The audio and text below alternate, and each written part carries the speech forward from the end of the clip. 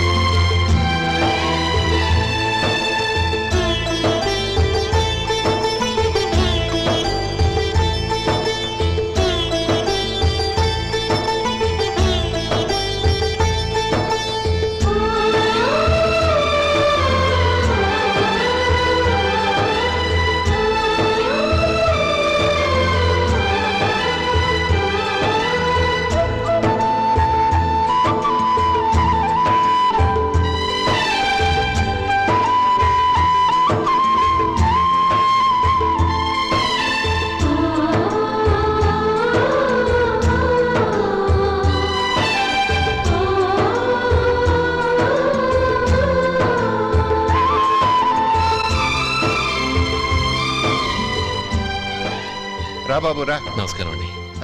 వచ్చే వారి నుంచి 100 పచ్చడి బాటిళ్లు 100 మసాలా ప్యాకెట్లు ఎక్కువేయండి. అలాగేనండి.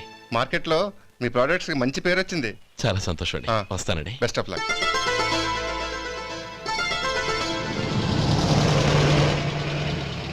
ఆ బాక్స్ లోపల పెట్టవా? అలాగే సార్. ఇక మీద మీ ఆర్డర్లు సగం వేయండి, సరిపోతుంది. అదేంటండి? మీ పచ్చళ్ళు అమ్ముడుపోక చాలా స్టాక్ అలాగే ఉండిపోయింది. ఇప్పుడు అందరూ రుచి పచ్చళ్ళు రుచి మసాలానే అడుగుతున్నారు. మా నల్లుడి గురించి తక్కువగా అంచనా వేశారు కదా, ఇప్పుడేమంటారు? ఎలాగైతేనే అతను వృద్ధిలోకి వస్తే చాలు. వాళ్ళు బాగుంటే నాకు సంతోషమేగా. ఎవడ్రా వాడు? ఇన్నాళ్ళుగా వ్యాపారం చేస్తున్నాను, నిన్నగాక మొన్న వచ్చినోడు వాడు నాకు పోటీయా? వాణ్ణి పెరగనివ్వకూడదు. వాణ్ణి ఇక్కడికి రప్పించండి, నేను మాట్లాడతాను.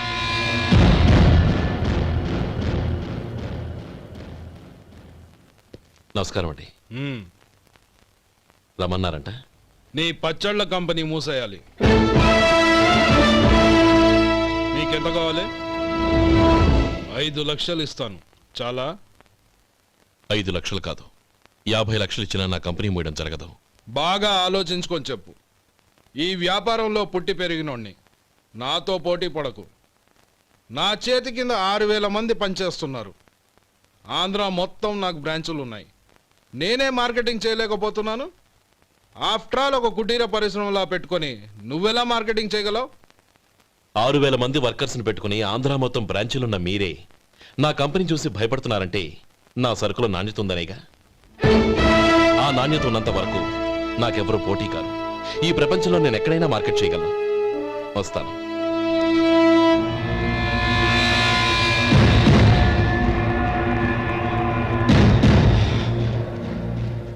ఇక్కడ ఏం లేదండి. ఇక్కడ ఏం లేదండి. ఇప్పుడు ఊపిరి పీల్చి బిగ్బట్టు, నెమ్మదిగా వదిలి. ఓకే, లే, నెమ్మదిగా ఇలా వచ్చి కూర్చో. ఏం లేదు, మామూలు కడుపు నొప్పే. ఈ టాబ్లెట్స్ 3 రోజులు వాడు. ఎలా వాడాలో ఇందులో రాశాను. Token number 29. ఏమన్నారయ్యా? టౌన్ డాక్టర్ భయపెట్టేశాడు, ఆపరేషన్ అది ఇదని. కానీ ఈ డాక్టర్ బాబు ఏమీ లేదని చెప్పాడు. అలాగా? ఈ బాబు 10 కాలాల పాటు చల్లగా ఉండాల.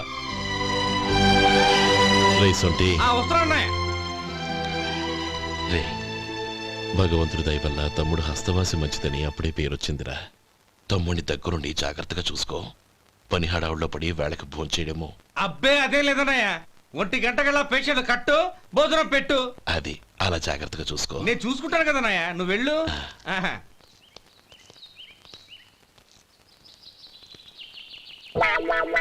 అయ్యో ఏంటయ్యా ఉంటున్నాడా ఈ దెబ్బలు? ఏదైనా యాక్సిడెంటా? అదేం కాదండి, మరి గోరు కొరికినందుకు ఎలక్ట్రిక్ స్తంభానికి కట్టేసి ఇలా రక్తం వచ్చేలా కొట్టారండి. ఊరు కురికినందుకు ఎలక్ట్రిక్ స్తంభాన్ని కట్టేసి ఇంతలా కొడతారా? వాళ్ళు అసలు మనుషులా రాక్షసులా?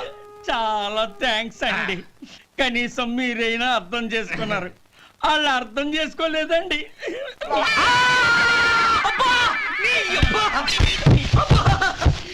గోరు కొరకడం అంటే ఇదా? నిన్ను కొట్టడం కాదురా, నిలువురా నరికేయాలి. ఈ అబ్బా సెప్టిక్ అవుతుందో ఏమిటో. మన 2 ఊర్ల పొలిమేరలో ఉన్న ఈ మల్లికార్జున స్వామి వారి దేవాలయం జీర్ణదశలో ఉందన్న విషయం మీ అందరికీ తెలుసు. ఇన్నాళ్ళు మీ ఊరు వాళ్ళు పట్టించుకుంటారని మా ఊరి వాళ్ళు, మా ఊరి వాళ్ళు పట్టించుకుంటారని మీ ఊరి వాళ్ళు దీన్ని ఇలా వదిలేశారు. ఈ గుడి మీ ఊరికి ఎంత ముఖ్యమో మా ఊరికి అంతే ముఖ్యం. కాబట్టి మన ఇరు గ్రామ ప్రజలు కలిసి దాన్ని బాగు చేయించి కుంభాభిషేకం చేయించాలనే సదుద్దేశంతో ఒక కమిటీని ఏర్పాటు చేశాం. ఈ కమిటీలో 2 గ్రామాలకు సంబంధించిన ప్రముఖులు ఉన్నారు. కమిటీ ప్రెసిడెంట్గా ఎవరిని ఎన్నుకోవాలనే విషయంలో శ్రీ గోపాలరావు గారి పేరు, శ్రీ లక్ష్మీపతి గారి పేరు పరిశీలనలోకి వచ్చాయి. అందువలన మేమందరం బాగా ఆలోచించి తర్జన భర్జనలు చేసిన మీదట శ్రీ గోపాలరావు గారే అన్ని విధాలా ప్రెసిడెంట్ పదవికి అర్హులని ఈ కమిటీ నిర్ణయించడం జరిగింది.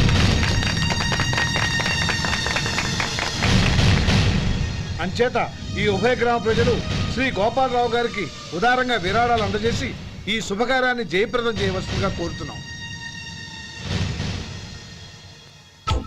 ఏంటి ఇంకా రాలేదా? ఏంటయ్యా టైం 10 అవుతోంది, బోర్డు మీద 10 గంటలను రాసింది. మీ డాక్టర్ ఇంకా రాలేదు. అసలు మీ డాక్టర్ కి టైం సెన్స్, పంక్చువాలిటీ ఏమైనా ఉన్నాయా? ఇంతకీ మీరెవరండి? నేను డాక్టర్ అమ్మని. ఓహో, మీరు డాక్టరేనా? డాక్టర్ అంటే డాక్టర్ని కాదయ్యా, డాక్టర్ని చేసుకోబోయేదానని అర్థం. ఓహో, అవును, నువ్వెవరు? నేను ఇక్కడ టోకన్ ఇస్తూ ఉంటానులేండి. తప్పుకో, తప్పుకోవయ్యా. అవును, మీ డాక్టర్ కి ఎవరో అన్నయ్య ఉన్నాడంట కదా, ఎలాంటోడు? ఎలాంటోడంటే అదేనయ్యా, చాలా కోపిస్తని విన్నాను. ఎందుకని అడుగుతున్నారు? ఎందుకంటావేంటయ్యా? ఆ అన్నయ్య మాట వినగానే మీ డాక్టర్ గడగడ వణికిపోతాడు. అసలు డాక్టర్ చదివే తమ్ముణ్ణి అలా భయపెట్టచ్చా? తప్పు కదా? తప్పేనండి. కాని కాని నాకు మీ డాక్టర్కి పెళ్ళవని ఆ అన్నయ్య సంగతి అప్పుడు చెప్తాను. ఏం చేస్తారండి? ఏం చేస్తానా, సంవత్సరం తిరగకుండానే కవల పిల్లల్ని కని వాళ్ళ అన్నయ్య చేతిలో పెడతాను. వాళ్ళకి 5 సంవత్సరాలు వచ్చేసరికి ఆయన్ని బాగా మొట్టికెళ్ళేస్తారు. అలా నా కసి తీర్చుకుంటాను. ఈ డాక్టర్ ఎప్పుడు వస్తాడో ఏంటో. అది సర్లే కాని నువ్వు పని చేయి. మీ డాక్టర్ రాగానే నేను వచ్చి వెళ్ళానని చెప్పు. నేను అంటే ఓ, నా పేరు చెప్పలేదు కదా, నందిని. ఏం చెప్తావు? అదేనండి, నందిని గారు వచ్చి వెళ్ళారు అని చెప్తాను. గుడ్, పైకొస్తావు.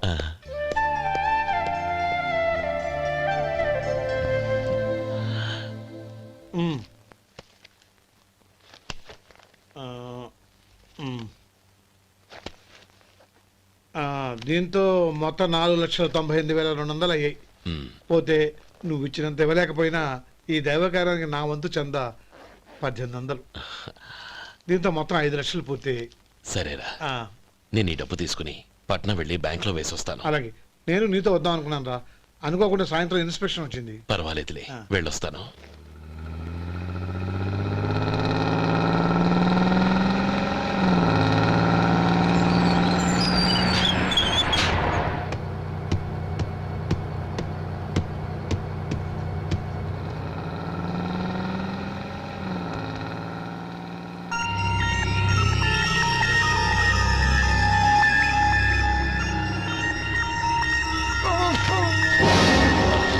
అయ్యో మూర్ఛ మూర్ఛ, బసాపండి బసాపండి.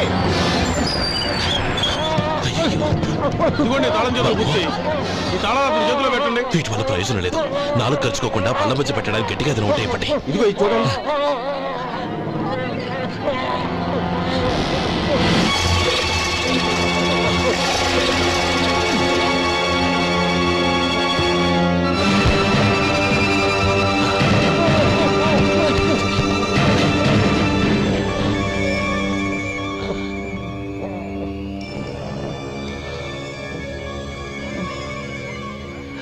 మీరు వెళ్ళి మీ సీట్లో కూర్చోండి, కొంచెం గాలాండివ్వండి.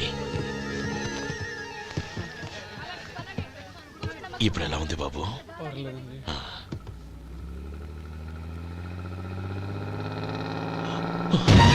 అయ్యో, నా బ్యాగ్ ఎవరైనా చూసారా?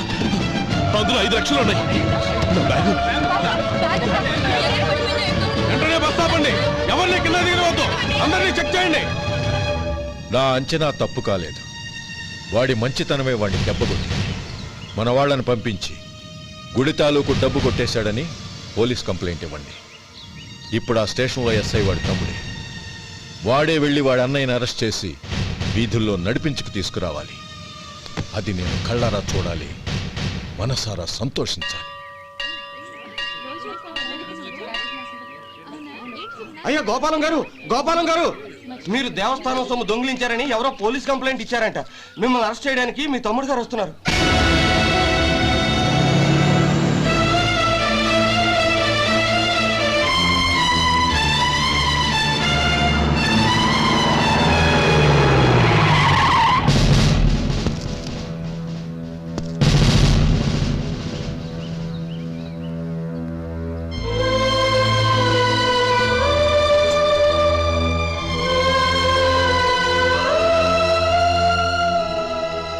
చూడు గోపి, ఎప్పుడు నువ్వు ఉద్యోగంలో చేరావో అప్పుడే తనా పరానే తేడా మర్చిపోవాలి.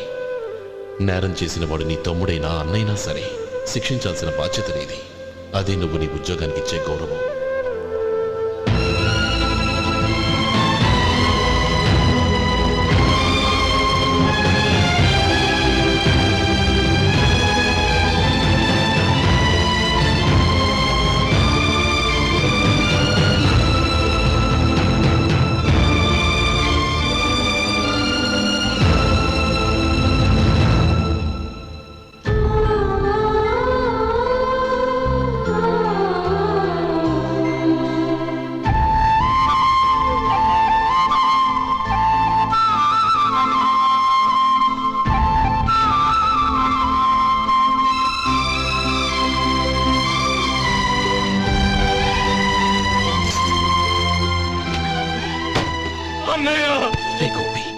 ఏమిట్రా ఇది? నన్ను క్షమించన్నయ్య. నేను కోరి ఉద్యోగుల చేరిన మాట నిజమే, కానీ ఇలాంటి పరిస్థితి ఎదురవుతుంది అనుకోలేదు. నా ఒంట్లో ప్రతి రక్త పట్టు నీ భిక్షనన్నయ్య. నిన్ను అవమానపరిచి ఉద్యోగం నిలబెట్టుకునే బదులు నా ప్రాణాలను వదులుకుంటారు, కానీ ఈ పని మాత్రం చేయలేనన్నయ్య.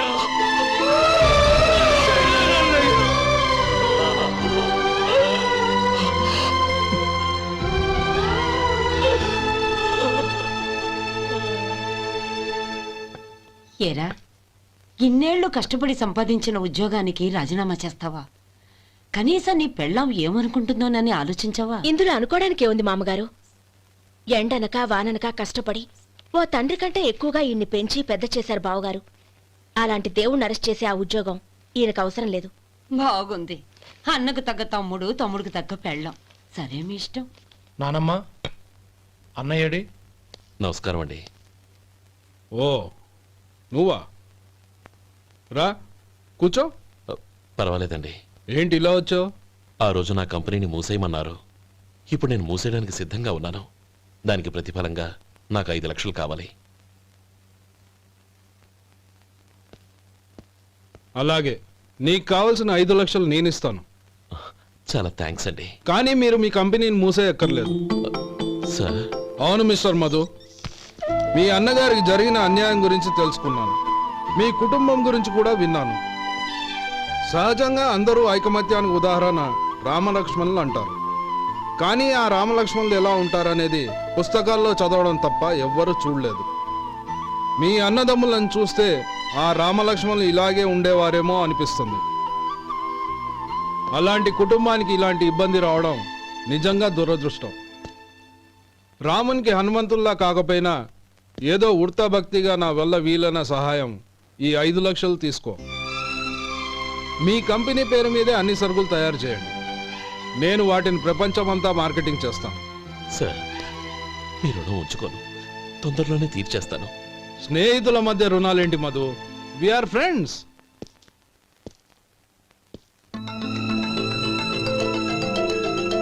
ఏంటే అక్కడ ఆగిపోయావు రా. నువ్వు మీ అన్నయ్యని అరెస్ట్ చేయడానికి అట్టెళ్ళావు, ఆయన లొంగిపోవడానికి ఇటు వచ్చారు. అవును, యూనిఫామ్ చేత్తో పట్టుకొచ్చావేంటి? సార్ నేను రే, ఈ మాత్రం దానికే బెదిరిపోయి ఉద్యోగం వదులుకుంటావా? నువ్వు ఇలాంటివి ఎన్నో సమర్థవంతంగా ఎదుర్కోవాలి. నిన్ను నేను ఎస్పీగా చూడాలి. అది కాదన్నయ్య. ఇంకేం మాట్లాడకు. ఇన్స్పెక్టర్ గారు, నన్ను లాకప్లో పెట్టండి. ఆగండి సార్, ఆ డబ్బు ఎక్కడికి పోలేదు, నేనే తీసి జాగ్రత్త చేశాను. ఈ విషయం అన్నయ్యకి తెలియక బ్యాగులో డబ్బు కనబడకపోవడంతో అది పోయిందనుకున్నాడు. నే పట్నం నుంచి వచ్చేసరికి జరిగిన గొడవంతా తెలిసిందే. రే మధు, జరిగిన దానికి నన్ను క్షమించనయ్యా. ఇంటికి వెళ్ళాక అన్ని వివరంగా చెప్తాను. సార్, ఇదిగోండి 5 లక్షలు. ఇది కమిటీ వాళ్ళకి అప్పగించి ఈ కేసు కొట్టేయండి సార్. భలే వాడివయ్యా, తీసినప్పుడు ఒక మాట ఆయనతో చెప్పుండొచ్చుగా. అనవసరంగా పెద్ద ఆయన స్టేషన్ వరకు రప్పించావు. Sorry sir. అన్నయ్య, మీరు ఇంటికి వెళ్ళండి, నేను లెక్క అప్ప చెప్పేసి వస్తాను. వస్తానండి. అలాగే. ఎలా దెబ్బ కొట్టాలన్నా కుదరటం లేదు.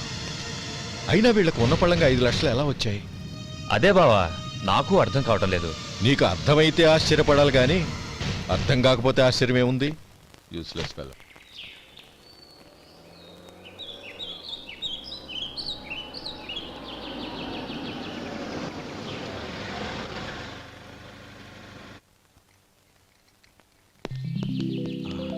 నువ్వు ఇక్కడే ఉండు. అన్నయ్య మూడు ఎలా ఉందో చూసి నేను లోపలికి తీసుకెళ్తాను. ఓకే? అలాగే.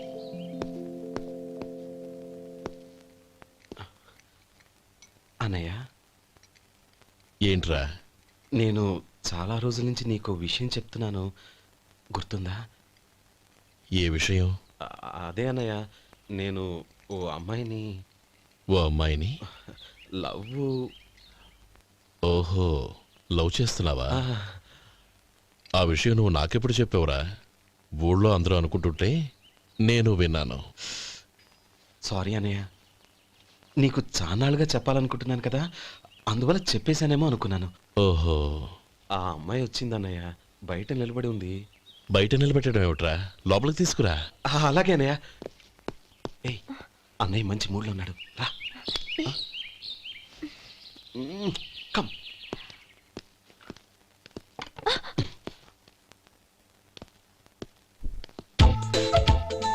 ఎందుకంటావేంటయ్యా? ఆ అన్నయ్య మాట వినగానే మీ డాక్టర్ గడగడ వణికిపోతాడు.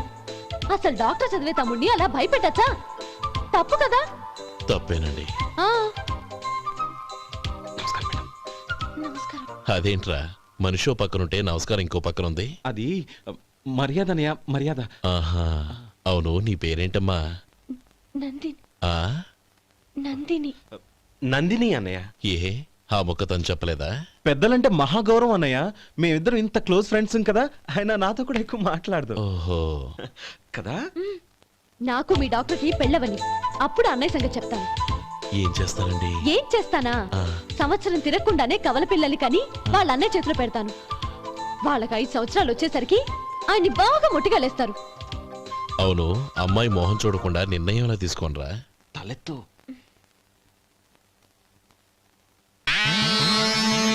ఏం చెప్తా? అదేనండి, నందిని గారు వచ్చి వెళ్ళారని చెప్తాను. గుడ్, పైకొస్తావు. ఈయన మీ అన్నయ్య? అవును. నందిని, ఏమైంది? ఎందుకు ఏడుస్తున్నావు? ఈయన మీ అన్నయ్యని తెలియక తెలియక హాస్పిటల్ దగ్గర మర్యాద లేకుండా దురుసుగా మాట్లాడాను. ఆయన ఈ పెళ్లి ఒప్పుకోరు. ఊరుకో, అలాంటి చిన్న చిన్న విషయాల్ని మా అన్నయ్య పట్టించుకోడు. అయినా నేను కన్విన్స్ చేస్తాను కదా. ఆయనకంత అవమానం జరిగాక ఎందుకు కన్విన్స్ అవుతారు? అవ్వరు. చూడు, నువ్వు వేరే పెళ్లి చేసుకొని నీకు పుట్టబోయే బిడ్డకు నా పేరు పెట్టుకో. ఏంటా మాటలు?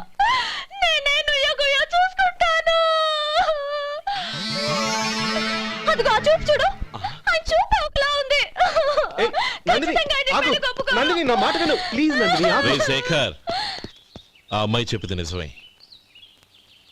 తనని ఎప్పుడైతే హాస్పిటల్ దగ్గర చూశానో అప్పుడే నేను నిర్ణయానికి వచ్చేసాను. విన్నావా? నేను చెప్పానుగా, ఆయన ఆల్రెడీ ఓ నిర్ణయానికి వచ్చేసారట. ఇక నేను వెళ్తాను. అలాగే వెళ్ళు. వెళ్ళి ఈసారి వచ్చేటప్పుడు మీ అమ్మా నాన్నల్ని తీసుకురా. ముహూర్తాలు ఎప్పుడు పెట్టుకోవాలో నిర్ణయించుకుంటాం. అర్థం కాలేదా? నువ్వే మా వాడికి సరైన జోడి. అదే నేను తీసుకున్న నిర్ణయం. థ్యాంక్ యూ బావగారు, నన్ను ఆశీర్వదించండి. లేమా, శీఘ్రమేవ కళ్యాణ ప్రాప్తిరస్తు.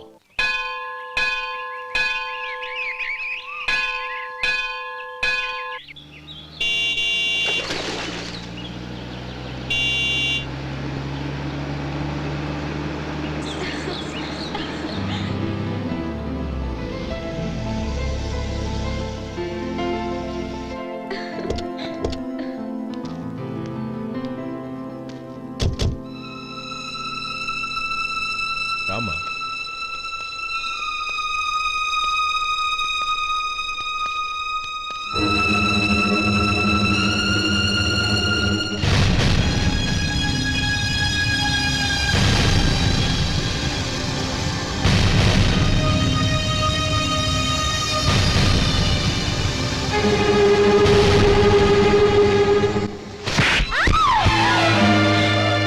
నా పరువు తీసావు కదే. ఒక బెచ్చగాడిని నువ్వు కోరుకున్న వాడికి ఇచ్చి చేసేవాడిని. కానీ నువ్వు ఎవరిని ప్రేమించావో తెలుసా? ఎవడి నీడ సోకితే పంచమహాపాతకాలు అంటుకుంటాయనుకుంటున్నానో వాడి తమ్ముణ్ణి. ఆ రోజు ఆ గోపాలం గాడు నిశ్చితార్థం వరకు వచ్చి నా చెల్లెల్ని చేసుకొని వెళ్ళిపోయాడు. ఆ ఆవేశంలో తొందరపడి ఓ పొరుగురు వాడికి నా చెల్లెల్నిచ్చి పెళ్లి చేశాను. ఆ తర్వాత తెలిసింది వాడికి అంతకుముందే పెళ్లి అయిపోయిందని. వాడు పెళ్ళైన వాడైనా పర్వాలేదు, పరమ దుర్మార్గుడు. ఇంకొకరిని ప్రేమించిన దానివేగా అని దెప్పి పొడుస్తూ నా చెల్లెలికి మాటలతోనే నరకం చూపించాడు. అటు ప్రేమించిన వాడు దగా చేశాడు, ఇటు చేసుకున్నవాడు కిరాతకుడు. ఇలా చిత్రవధ అనుభవించి అనుభవించి నా చెల్లెలు ఒకరోజు స్టవ్ పేలిపోయి చనిపోయింది. దీనికంతటికి కారణం ఎవరు? వాడు అన్న. అటువంటి వాడింటికి కోడలుగా వెళ్తావా? ఒక్క మాట చెప్తున్నాను విను. నువ్వు జీవితాంతం పెళ్లి చేసుకోకుండా ఇంట్లో పడినా పర్వాలేదు, కానీ వాడి తమ్ముడితో మాత్రం నీ పెళ్లి జరగదు. రేయ్, పురోహితుని రమ్మని చెప్పు. వచ్చే ముహూర్తంలోనే నీకు నందినికి పెళ్లి.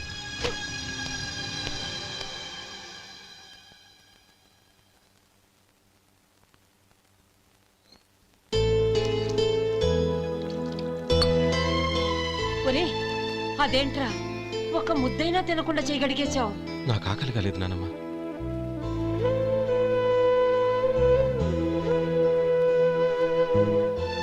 ఆ అమ్మాయి చాలా మంచిది, చదువుకున్న పిల్ల, మనందరికీ బాగా నచ్చింది. కానీ ఆ లక్ష్మీపతి గారి గురించి ఆలోచిస్తేనే నాకు భయం వేస్తోంది. వాడు మన కుటుంబం ఎప్పుడెప్పుడు విడిపోతుందా అని ఎదురు చూస్తున్నాడు. అన్నయ్య, ఆ అమ్మాయే కాదు, ఈ ప్రపంచంలో మన కుటుంబం కంటే నాకేది ఎక్కువ కాదు. ఆ పెళ్లి గురించి నేను మర్చిపోయాను, మీరు మర్చిపోండి.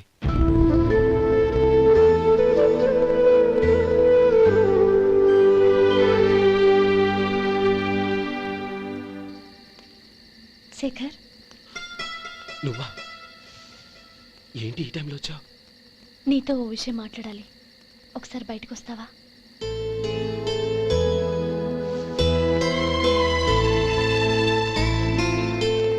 ఏంటి సూట్ కేసుతో వచ్చావు? శేఖర్, మా నాన్న నాకు వేరే పెళ్లి చేయాలని చూస్తున్నాడు. అందుకే నేను నిర్ణయానికి వచ్చాను. మన ఇద్దరం ఎక్కడికైనా పారిపోదాం.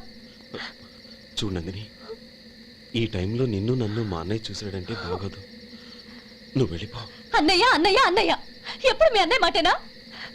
నీకు నేను ముఖ్యమా, మీ అన్నయ్య ముఖ్యమా? నాకు మా అన్నయ్య ముఖ్యం.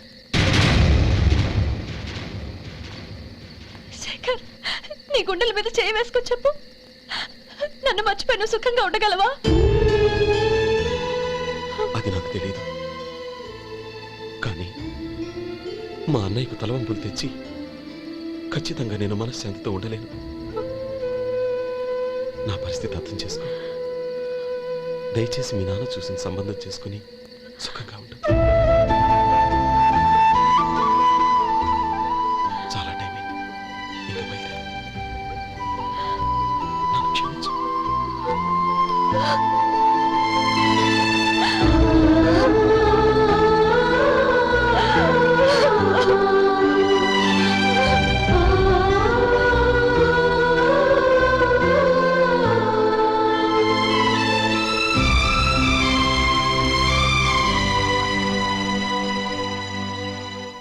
ఏంట్రా అలా మౌనంగా కూర్చున్నావు?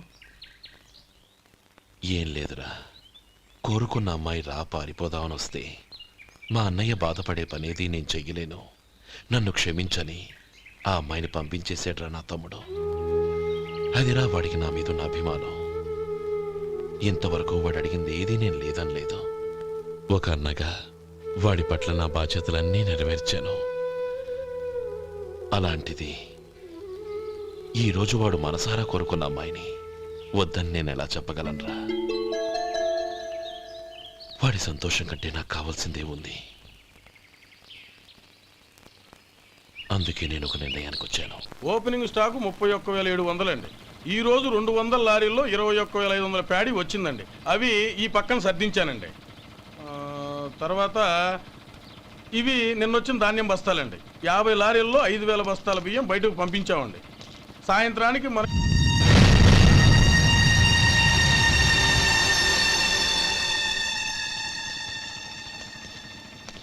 వీడెందుకు వచ్చాడు ఇక్కడికి? నమస్కారం. ఎందుకు వచ్చాడో అడుగు. నీ సహాయం అర్థించొచ్చాను.